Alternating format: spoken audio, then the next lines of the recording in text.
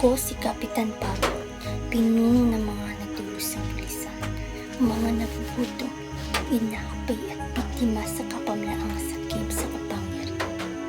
Naranasan ko rin ang hirap, gutom at pagkamatay ng aking mga mahal sa buhay. Sa bawat sakit, ako ay nagtanim ng galit at pagnanais ng hustisya. Kailan pa? Hindi na tayo maghihintay pa. Ngayon tayo lalaban sa lahat ng gumawa ng kasamaan sa aking pamilya. Humanda kayo. Kayo ay aking tudurugin ng ipaglalaban ko ang hustisya sa lahat ng mga naaapi. Ako, si Kapitan Pablo.